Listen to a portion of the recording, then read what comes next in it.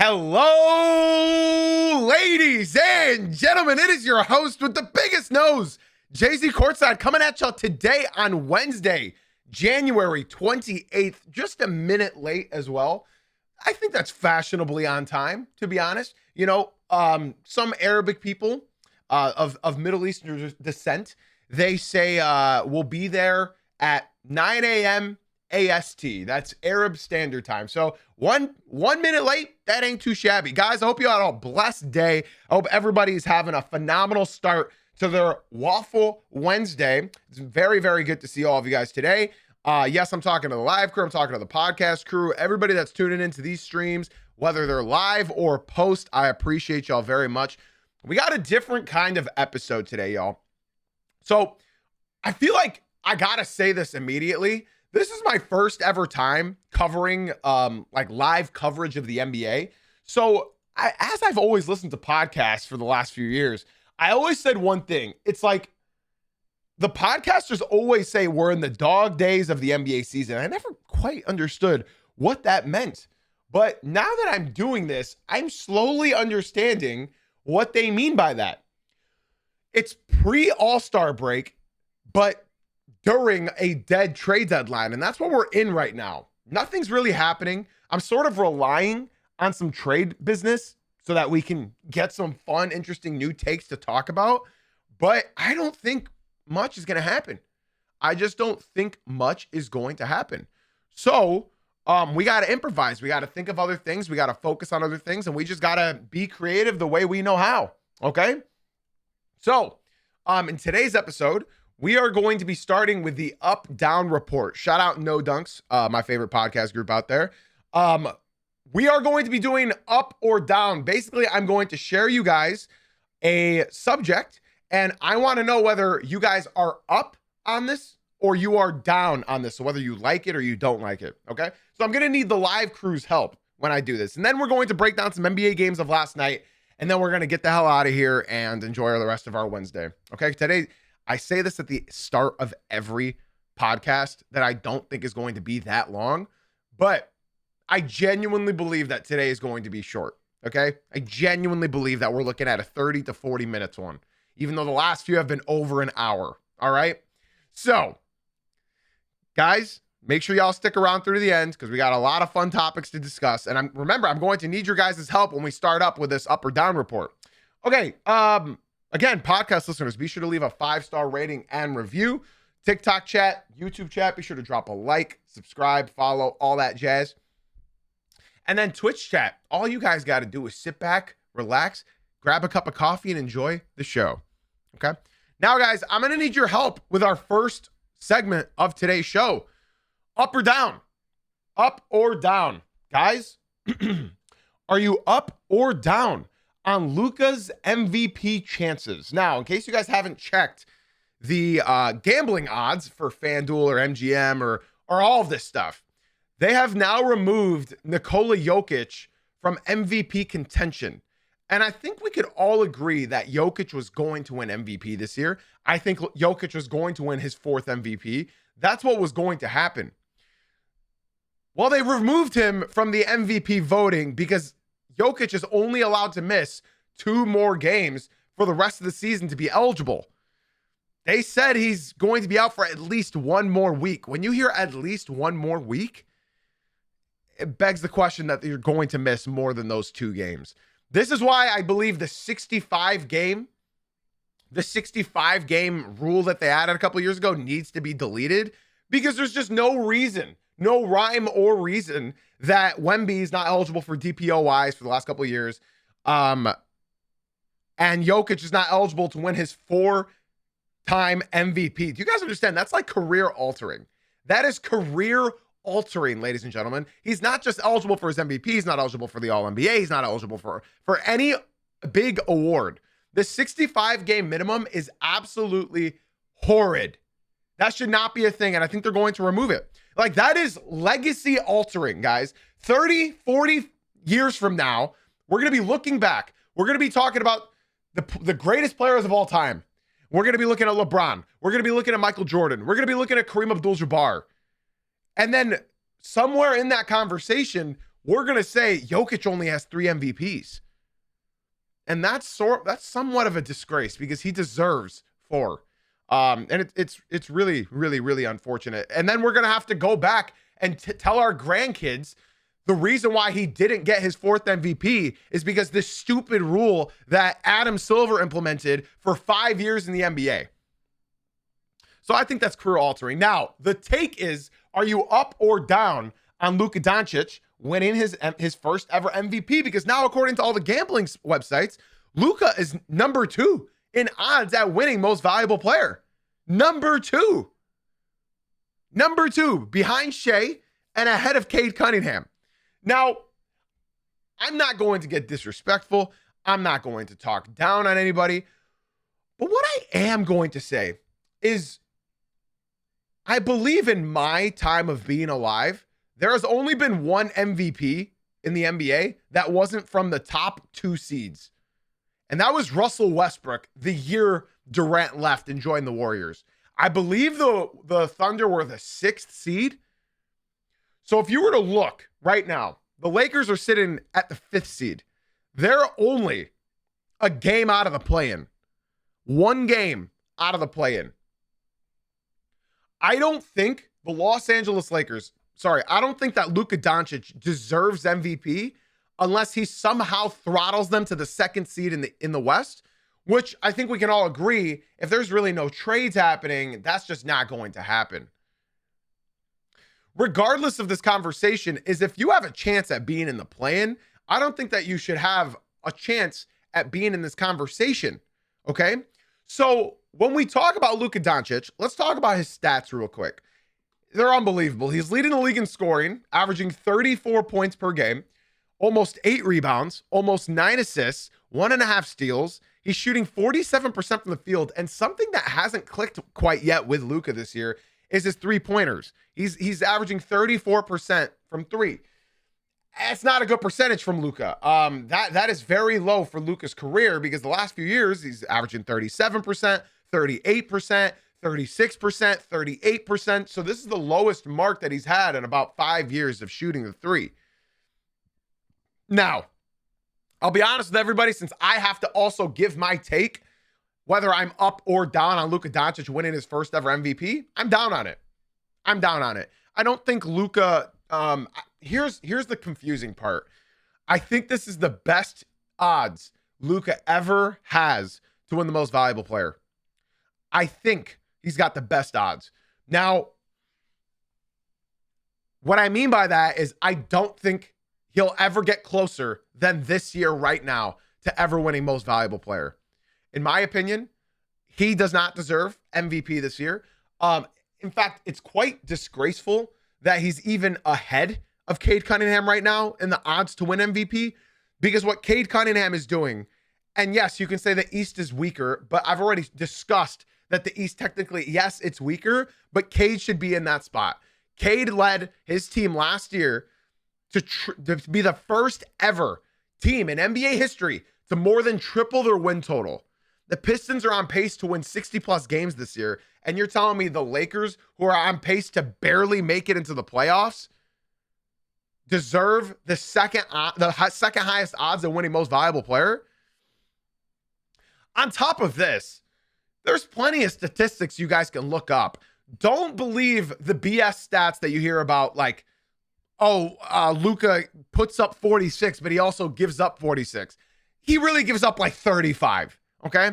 So between Luka and like Cade plays both sides. Between Shea and Luka, Shea plays both sides. So when you're looking at Luka Doncic, to me, it's not that enticing. It's not that enticing. In fact, I told you guys at the beginning of this year that I believed the NBA wants to give Jokic his 4th most valuable player. I believed that at the beginning of the year. I believe that the NBA wanted to give Jokic his 4th most valuable player award more than they wanted to give Shea his 2-time MVP award. And I think that holds true. Now, I do want to talk about Shai Gilgeous-Alexander because I feel like he's still getting discredited for all the great things he's doing this season. Now, I'd like to say a very important stat, guys. Are y'all ready? Shai Gilgeous-Alexander this year has played 190 more minutes than Luka Doncic. He's played 190 more minutes than Luka this season.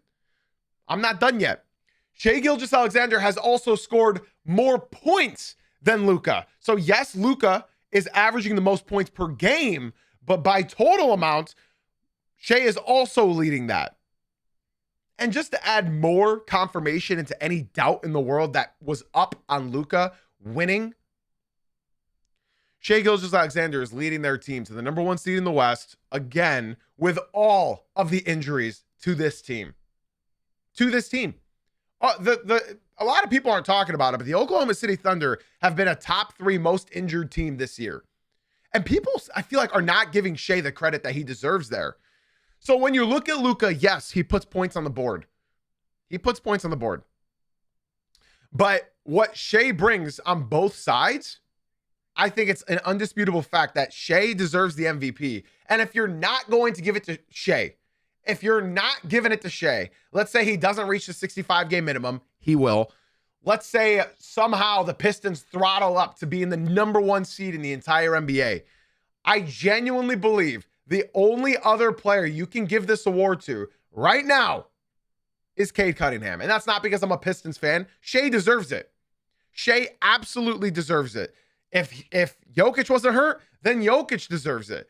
But I got to be honest with everybody here. Have you guys watched the Thunder versus the Nuggets? I'm not saying that when they play each other, but I'm saying when you look at Jokic and when you look at Shai Gilgeous-Alexander, I'm being told by the TikTok chat that I'm just a Luka hater. No, I'm a basketball enjoyer.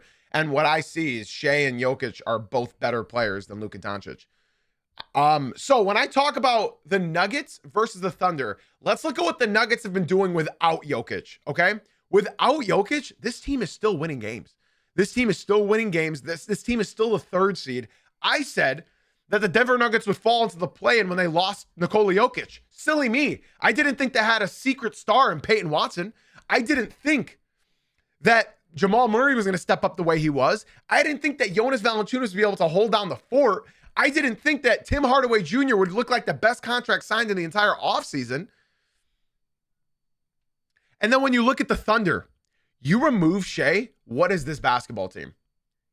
If you remove Shai, what is this basketball team? I want to add even more salt to the wound. The Nuggets have been missing starter after starter after starter after starter. The Thunder have been missing starter after starter after starter after starter. You know who's the most healthiest team in the NBA right now? The Los Angeles Lakers. And yet they're still somehow barely clinging to a playoff spot. You know, I say this a lot about Lakers fans, but Lakers fans, not all, but most, are basically the equivalent of people who still only play Call of Duty or Fortnite. And this is not an insult towards Luka, because without this team, where would they be? Genuinely, they'd be out of the play-in. Like, I can almost guarantee that. That's not Luka's fault. It's the roster construction. The roster construction is poor. The roster construction is bad.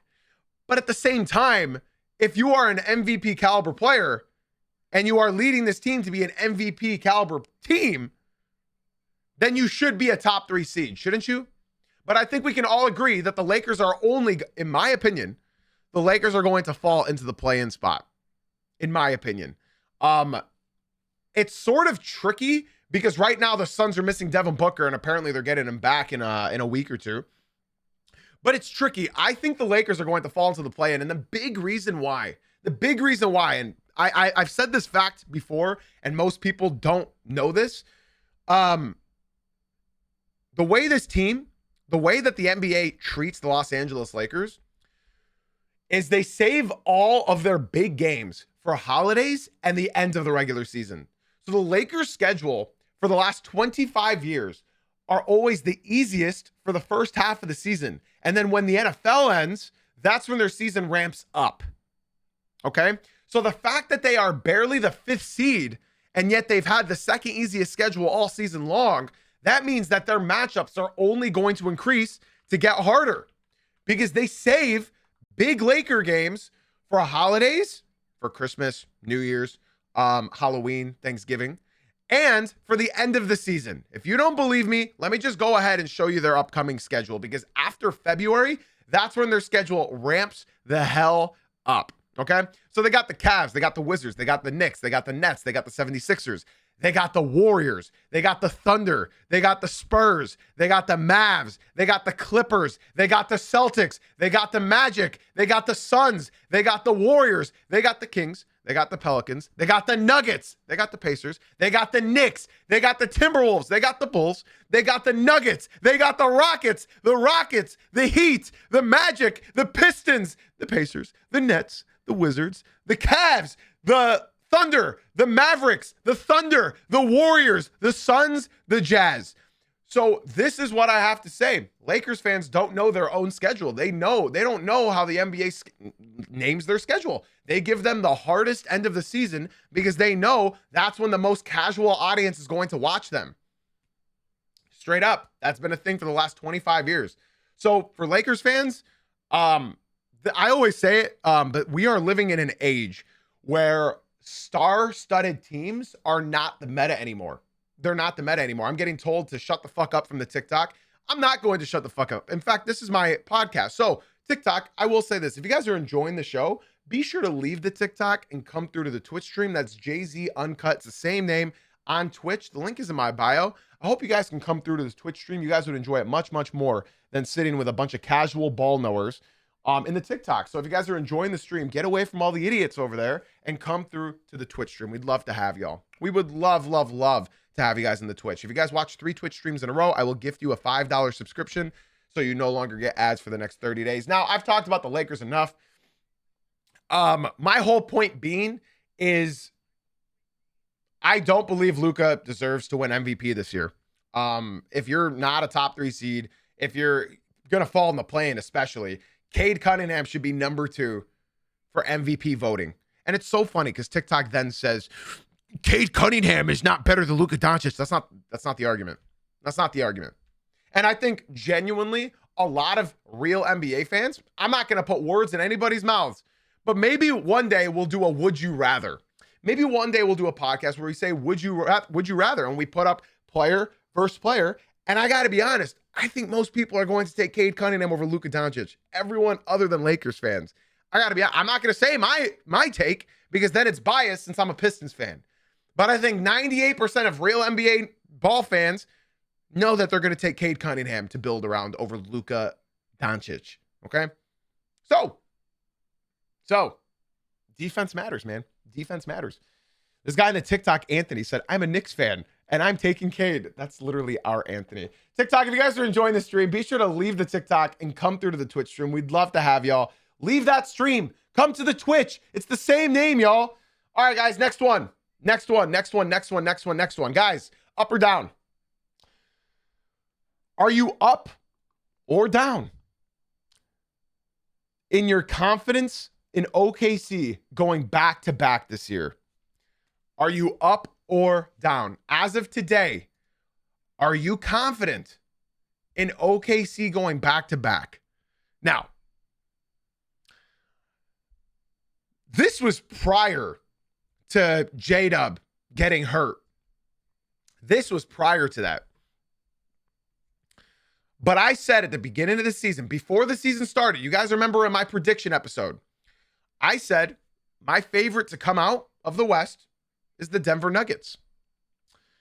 And I said I just think that that's the best Denver Nuggets team in the entire in the entire history of Nuggets teams. I think that's the best Nuggets team ever in NBA history. And now we're seeing it happen with J-Dub, where he missed the first 7 weeks of the season, comes back, doesn't look good, and then he's out again for another extended amount of time. Now it sounds like he's going to come back before the playoffs start, okay? And that's good. But if J-Dub comes back and plays like he was this season, they're not winning with this. So I'm down in my confidence for the Oklahoma City Thunder going back-to-back. First team to go back-to-back since the 18 Golden State Warriors. I'm down on that because I talked about it many, many times. Jokic and injured Aaron Gordon and injured Michael Porter Jr. took the Thunder, the healthy Thunder, to Game 7. All it came down to was Aaron Gordon getting hurt and Michael Porter Jr. getting hurt. So in my opinion, I'm down. I'm even more down on the Thunder going back-to-back because of J-Dub. Ladies and gentlemen, if he comes back and plays like this, they're not winning. In fact, I would go as far as to say is they might not make it to the conference finals. This team needs J-Dub in a 7-game series. They need him in a 7-game series. They need him. Shea is great. Shea's always going to be great. Chet has stepped up magnificently this year, right? The role players are going to do their things. But you need J-Dub. This is the same guy who dropped 40 points in a game in the finals.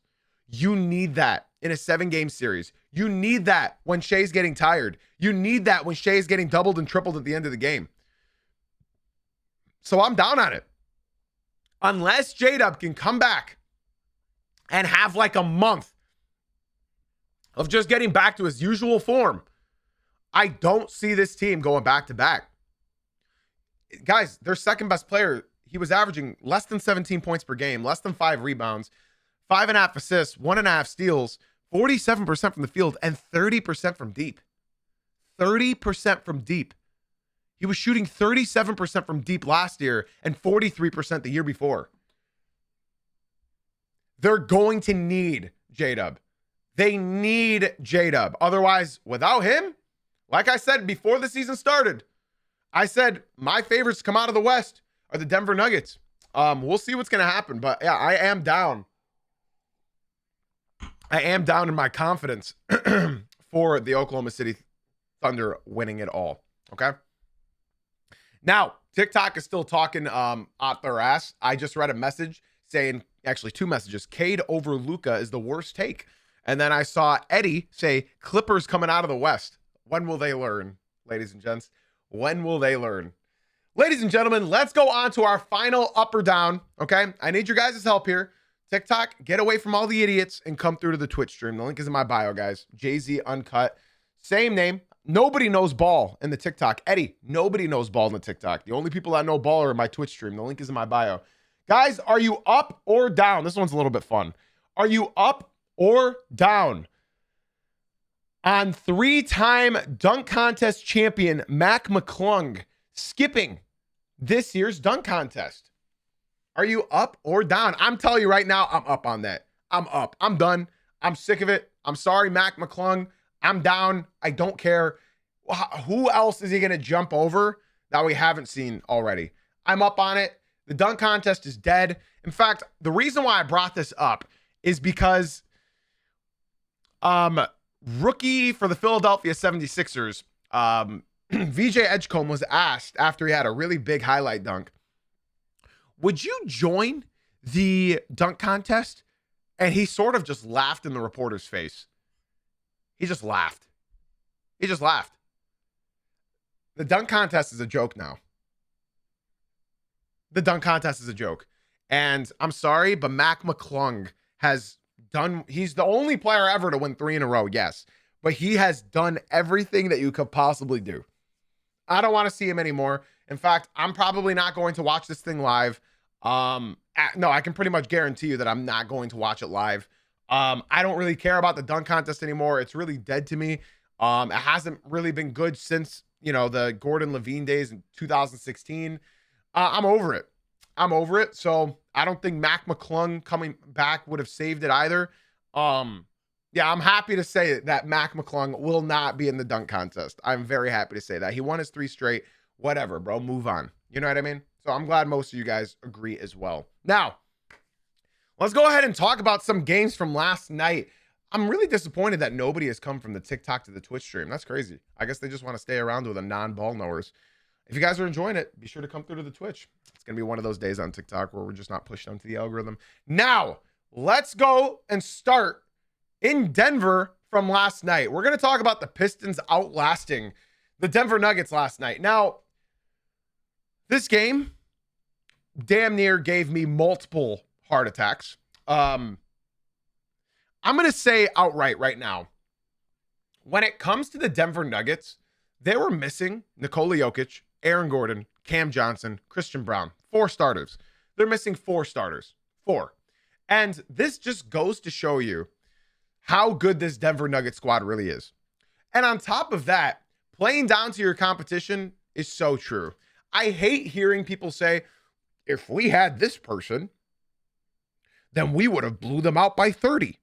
That's not how this works. You play down to your competition. You see no Jokic, you see no Cam, you see no Brown, you see no Aaron Gordon. You play down to your competition. It's normal human tendencies. But real quick, Joe, thank you so much for leaving the TikTok and coming through to the Twitch stream, my baby. Welcome. Shout out to Big Joe for leaving the TikTok and coming through to the Twitch. Welcome, my man.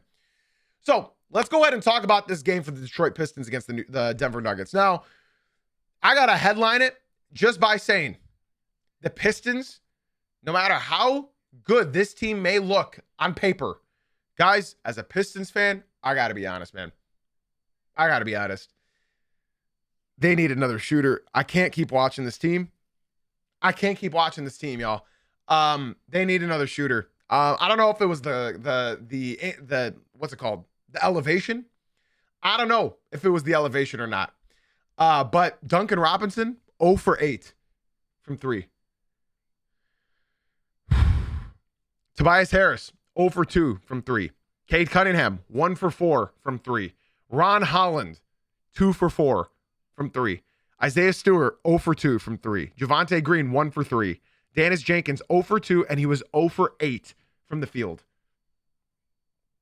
Jaden Ivey, 2 for 6 from 3. Now, as a team, the Pistons only made 6 3-pointers all night. And TikTok is telling me, don't be greedy. The Pistons have everything they need. You don't watch Pistons basketball. The Detroit Pistons have shot 19% in, I believe, 7 different games this year. They cannot shoot the 3 ball. They can't. It's bad. Like, it's really, really bad. They were 6 for 31 from 3. They need Klay Thompson. They need Malik Beasley to get cleared off of his investigation stuff. They need another shooter. And I just got to give major shout outs to Tobias Harris. Any Pistons fan that you see that says they want to trade Tobias Harris is so disgusting. Listen, Tobias doesn't fit the starting lineup for this team anymore. I'm here to tell you that. He should come off the bench, and Isaiah Stewart should be starting next to Jalen Duren. But time after time, if you guys watch this game, he did exactly what he did against the Boston Celtics 2 weeks ago, okay? And that was whenever Tobias has a smaller man on him, dish it to him in the paint. The only reason I said that, Anthony, was because Tobias was out. He missed like 16 games this year. So when Tobias Harris came back, his shot wasn't falling. Nothing was working. And then they realized, okay, he's slow. Let's try to play into his strengths. All of a sudden, Tobias Harris is looking like Dirk Nowitzki. I'm talking prime Dirk Nowitzki. Go watch. I don't care if you watch Pistons games. Just go watch the highlights of this game. Go watch the highlight of this game. Go watch the highlights against the Celtics as well.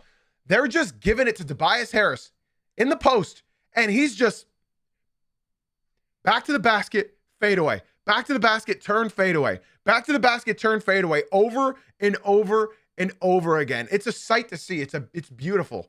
It's beautiful. Tobias Harris basketball is beautiful. Now, I'm being told that Tobias Harris is a starter. Come on. He's a good veteran presence, and he has won us 2 games this year. But Isaiah Stewart and Jalen Duren, when they start together, they are 14-1. Isaiah Stewart and Jalen Duren should be the starting front court, and Tobias Harris should be the spark off the bench that leads that bench unit. That's what should happen. I've watched every second of every game of every Pistons game this year, last year, and every other year. And I am here to tell you that I know my stuff, and Isaiah Stewart should be starting. But again, he won 2 big games for us this year, and it's a sight to see. Now, as far as JB Bickerstaff goes, he interests me because why does JB Bickerstaff not play your best defender at the end of the games? Why is Asar Thompson not in at the end of the games? Why is Asar Thompson playing 20 minutes a game? Why is Asar Thompson getting 14 points, 4 rebounds, 5 steals, shooting 5 for 7 from the field? Yes, he was in foul trouble, but he needs to play at the end of the game. He needs to.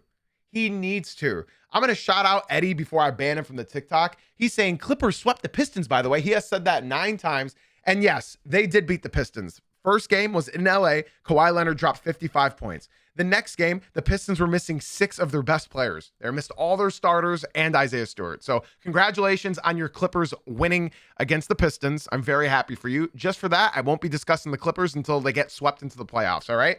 You're welcome. Now, the Pistons did their thing, man. And all I got to say is regardless of Duncan Robinson shooting 0 for 8 from 3, Dennis Jenkins 0 for 8 from the field, I just got to be flat out honest with everybody here.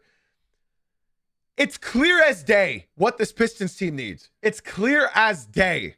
They need shooters. They need at least another shooter. They cannot win playoff series without shooting. But I will credit this team's resilience because what they're doing, these games that they're winning, is truly a sight to see.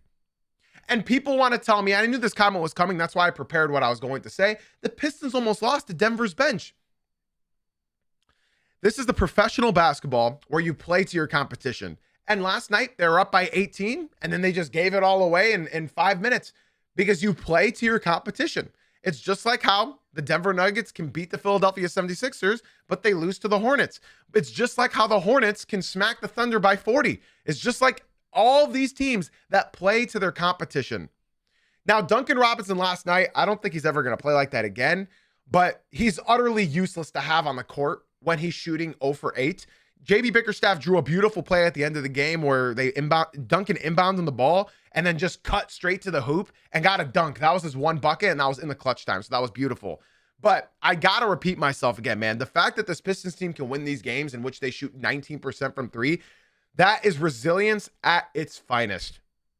Remember, guys, these are all professional athletes. These guys are all getting paid millions and millions and millions and millions and millions of dollars. So being called the Nuggets G League team when they have Jamal Murray and Peyton Watson, let's just look at Jamal Murray and Peyton Watson real quick. Peyton Watson shot 6 for 20. Asar Thompson had him in jail. And then Jamal Murray, he turned it on in the fourth quarter like he always does. Jamal Murray had 12 points in the fourth quarter. Before that, he had 12. He shot 7 for 18. He was having a horrible game until that fourth quarter. Now, again, at the end of this game, it shouldn't have been as close as it was. The officiating crew gave the Denver Nuggets 2 massive fouls. They said Javonte Green, again, Asar should be in, fouled Jamal Murray on the 3. Now, this is the funniest part about all of this. Jamal Murray kicked his leg out. That would have been a technical foul and an offensive foul if the Pistons had a timeout. They didn't have a timeout left, so they couldn't challenge it. But both commentators on both sides, Denver and Detroit, both said if the Pistons had a timeout, this is getting reversed and it's getting called an offensive foul on Jamal Murray. He kicked his feet out and they called a foul on Javonte Green. And then after that, they called another foul. Jamal Murray had a chance to win this game. He had 6 free throws at the end, missed 2 clutch ones, and they ended up losing. So Pistons go on and they win again. Let's talk about another game from last night, the New York Knicks versus the Sacramento Kings. Now, this was a close game all throughout. I know it shows that they won 103-87, but that was not a blowout. That was a close game all throughout until the fourth quarter. Now, the title is sort of obvious. Knicks handle business against the Kings, but fans are still not happy about it. I checked Twitter after this game to expect to see tweets saying that the Knicks are back. The Knicks are back. They won 3 in a row. They're back. That was the complete opposite of what I was seeing. The complete opposite of what I was seeing. In fact, everybody else, as far as Knicks fans go, were all pissed off from this win. Now, why, you might ask? Especially when you look at the box score. Mikal Bridges, best game of the season, 8 for 13. OG Anunoby, 5 for 7. Jalen Brunson, 9 for 17. That's okay. But Karl Anthony Towns, 5 for 15, 3 for 8 from deep. And you know what the biggest scary thing about this team is? The turnovers. OG Anunoby, 7 turnovers. Josh Hart, 4 turnovers. Brunson, 2. Karl Anthony Towns, 2. And then look at their bench. Is this Tom Thibodeau? They only played, I'm not counting Yabusele's 3 minutes of garbage time. They only played 8 guys. Jordan Clarkson lost his spot in the lineup. They're playing 8 guys. 8 in January. So clearly, Mike Brown is going to start shortening this lineup and this rotation because they need to win games now, and that's what they're seeing. Now, I don't think that's great. I don't think that's good. I really don't think that's good at all. I don't think that's good for a team and what they're doing. For example, the Pistons played 10 guys last night, and that's low. They normally play 11 or 12. So when I just got, oh, my apologies, they played 11 guys. So when you talk about the New York Knicks, right? Why are their fans upset? Watch this game, and I'm talking like not the condensed. I'm saying watch like all the plays that actually happened throughout this game because Karl Anthony Towns genuinely looks lost. He genuinely does not look like he knows what he's doing. Bro, when he doesn't get the ball, he's just standing there. Okay, on top of that, I watched like 10 plays happen. And Cat didn't touch the ball at all. And then he finally got the ball because I think Jalen Brunson got doubled at the 3. And then he just straight up put the ball on the floor, went in, and did this crazy layup, and he hit it. And I was like, yeah, he wasn't passing that up. So this team right now is not playing like a team. This team right now is not playing like they want to win together. Now, I do want to reiterate, their 3 wins in a row, it's not like it's that impressive. They beat the Brooklyn Nets, the worst team in the NBA. They beat the Philadelphia 76ers after choking a 20-point lead. And then they beat the Sacramento Queens. And again, it was a dogfight the entire way through. Knicks fans will take what they can get right now. So I'm not insulting the fact that you got to beat your competition. You got to beat who's in front of you. You know what I mean? And they're doing that. But their defense does not look good. I mean, they're just lucky that they're up against the Sacramento Kings because the only person that was getting buckets was DeMar DeRozan. Tonight's going to be a big game for the Knicks. Tonight's going to be a big game for the Knicks because they play the Toronto Raptors tonight. In case you guys don't know, the Raptors and the Knicks, I know it may not seem like it, but they are tied right now for the 3rd seed. They are tied, but the New York Knicks own the tiebreaker. So, it's very scary times if you're a New York Knicks fan. Their offense is starting to look better, but their defense just isn't. And I know you can say they held the opposing team to 87 points. I think the Sacramento Kings held themselves to 87 points. Okay. Because the Kings, again, were missing Zach LaVine. I think they were missing, was it Zach LaVine and who else? Zach LaVine, Malik Monk. That's right. Because he hurt his leg in Detroit. They're also missing Keegan Murray. So say what you will. They got the win. You got to beat who's in front of you. But man, the body language and the fans, it just does not look good. It doesn't look good. It does not look good. And for my final topic, I told y'all this was going to be a shorter episode today. I want to talk about the scuffles that happened in Phoenix and Oklahoma. Now, in Phoenix, it happened near the end of the game. And my God, bro. Watching this after my Pistons won, bro, they were reviewing this fight for like 15 minutes. I'm not exaggerating. For 15 minutes, they were reviewing this fight. And the eventual decision was 5 technical fouls. So they reviewed it for 15 minutes for the Suns to get 1 free throw. And Grayson Allen missed the free throw because he didn't play basketball for 15 minutes while they were reviewing. So 15 minutes of reviewing with 1 minute left in the game all came down to nothing. They got techs and they missed the free throw. So I'm glad we spent 15 minutes trying to hand out text to everybody that was involved. I'm glad we got that out of control. Now, as far as the Brooklyn Nets go, man, this is an ethical tank. A very ethical tank. Because the Brooklyn Nets, they were down 2 points. And they called a timeout. And I was like, oh, man, they're about to drop a play. They're going to get it to MPJ. They're going to get a nice-ass play going.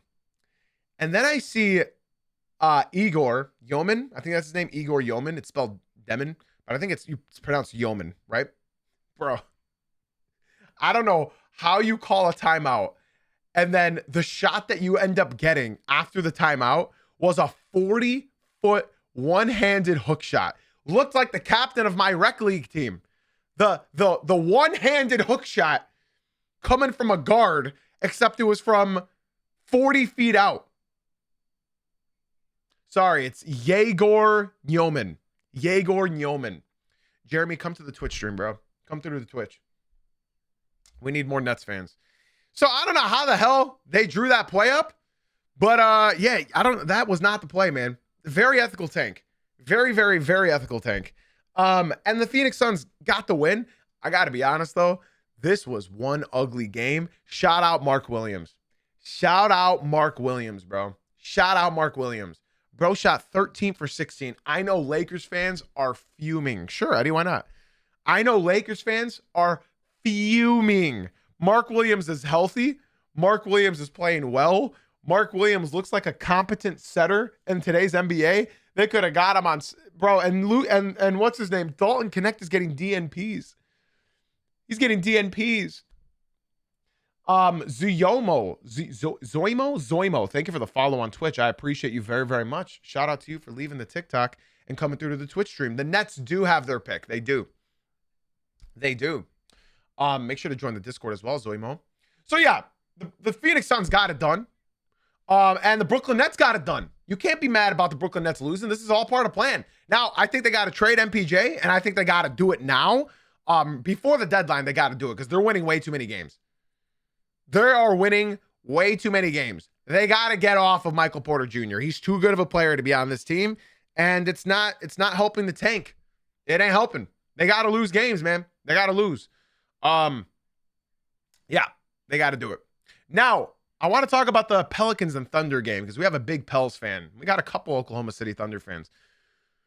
This game was for the taking. The Pelicans should have beat the Thunder. Now, I'll admit, I don't watch a single second of this game live, but I did watch the entire condensed version, the 15-minute version, this morning. So, in case you guys don't know, I see a lot of the live crew confused. Yes, the trade for Mark Williams and Dalton Connect got revoked because he failed his physical. So there must have been an underlying condition or something, but he's healthy and he's playing well. So the New Orleans Pelicans honestly sold this game. He should have won it. The Pelicans should have won this game. I'll start with the Thunder though. They did not have a good game. Nobody on the Thunder team had a good game other than Isaiah Joe. Isaiah Joe did his thing, shot 6 for 11, 17 points. Chet Holmgren had a good game, 20 points, 14 rebounds, 5 blocks. Insane. Jalen Williams also had Jalen Williams, not J-Dub. He also had 4 blocks. So it was a really good game all around, like as far as those two players go. But the Pelicans should have won. But you had, and I repeat, you guys need to listen to these stat lines, okay? You guys got to listen to these stat lines. Now, this is the same exact lower third. There's nothing to change. Ammo, thank you for interrupting the podcast. I appreciate you very much. 4 for 16 from Saddiq Bey. Horrible game. Herb Jones, 3 for 12. Horrible game. Trey Murphy III, 3 for 20. Horrible. Like one of the worst games I've ever seen Trey Murphy play. First quarter, neither team could buy a bucket. Thunder scored 17, Pelicans scored 14. And then they started scoring for the rest of the game. So when you have a rising star player, and Trey Murphy go 3 for 20, 1 for 11 from 3, Herb Jones 3 for 12, 1 for 9 from deep, Saddiq Bey 4 for 16, Derek Queen 4 for 11, Micah Peavy 0 for 5, and your best player is Zion Williamson in 2026 going 8 for 11. And this team should have won. The Pelicans should have won. If one of these guys didn't miss 10 shots, 15 shots, they win this game. So I feel for Pels fans. I feel for them. And then just to add salt into the wound, as soon as the game's over, they get in a fight. Jeremiah Fears gets in a fight with Lou Dort because Lou Dort's dirty. Lou Dort instigated. Lou Dort grabbed and pushed Jeremiah Fears. And then Jeremiah Fears being the dog that he is, ran through the locker room after the scuffle and tried getting into the opposing team's locker room to fight. Shout out Zion Williamson for being a good veteran and holding him back and holding him from getting in trouble, because that could have been very, very bad. But Jeremiah Fears was trying to get into that locker room and cause business, man. He was trying to pull an Isaiah Stewart when he beat that dude's ass in the locker room. So it's like, you know what? You need dogs like that on your team. And I think that mentality for a young team is great. You need a clear and conclusive identity in today's NBA. Lou Dort's allowed to grab and foul. Alex Caruso's allowed to grab and foul, but the moment any other team does, it's a foul. It's unnecessary. The officiating sucked on both sides. I'll be honest. Pelicans had 22 free throws. The Thunder had 23. So it wasn't like some excruciatingly like swayed game as far as the referees go. But there were a couple plays that I saw that Lou Dort was fouling, and they were not calling any fouls at all. Okay. Pels, I wish I can be nice to y'all, man. It's getting bleaker and bleaker and even more bleaker by the day. It's man, it doesn't even matter if you guys suck this year. You don't have any picks. Joe Dumars thought that you guys would be a playoff team. Well, Joe Dumars is a fucking idiot, so I don't know why y'all hired him. Ladies and gentlemen, boys and girls, I told y'all today would be a shorter episode. I told y'all. TikTok, YouTube. That's all she wrote. We'll be back tomorrow morning at 9 a.m. Eastern for you guys, but don't worry, we're still live on Twitch. We are still live on Twitch. Guys, if y'all are enjoying the stream, be sure to swing on into the Twitch stream. I told y'all today would be a shorter episode. There's just not much to talk about. We need some trades. We need some things happening, man. We need some things happening. We got some fun segments planned for tomorrow, but in the meantime, bro, we need some fun things happening. All right? Twitch chat, stick around. TikTok, YouTube, that's going to do it for y'all. Podcast listeners, that's going to do it. If you guys enjoyed today's episode, be sure to swing on into the Twitch stream. Podcast listeners, be sure to leave a 5-star rating and review. And get your asses in the Twitch stream. Leon, Eddie, Hoop, get your asses in the Twitch stream. We'd love to have y'all. Ladies and gentlemen, thank you for watching. Thank you for being here. Thank you for being you. And thank you for watching/listening. We'll be back tomorrow morning at 9 a.m. Eastern. Twitch chat, stick around. Have a blessed day, everybody.